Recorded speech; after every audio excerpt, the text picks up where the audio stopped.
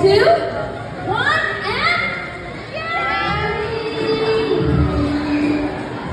Anak ni Ann Curtis at Erwan Newsap na si Dalia Amelie nag-celebrate ng kanyang 5th birthday kahapon ng March 2.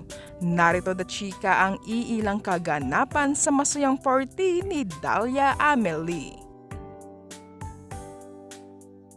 Sinelebrate ni Dalia Amelie ang anak ni Ann Curtis at Erwan Newsap ang kanyang ika-5 kaarawan kahapon ng March 2. Na nagkaroon ito ng party na sobrang nag-enjoy si Dalia sa kanyang bongga at napakagandang birthday party.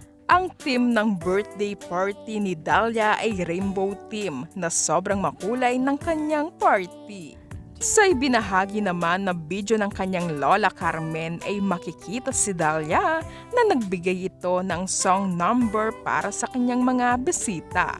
Habang kumakanta si Dalia ay nakasakay ito ng unicorn ride na kinakanta nito ang paborito niyang Eternal Flame. Ito pala ang pinapractice nila ng kanyang mama Ann Curtis noong nakaraan na araw.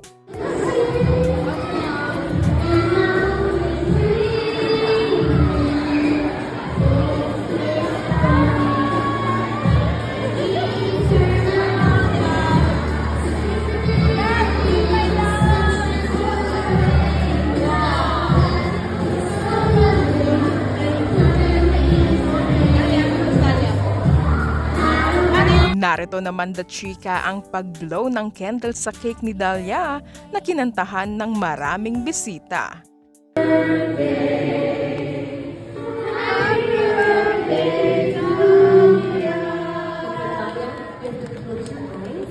and make a birthday wish, okay? Make it a good one, and then we're gonna blow out the birthday candle all together. Ready? The count of 3, we'll blow out the candle.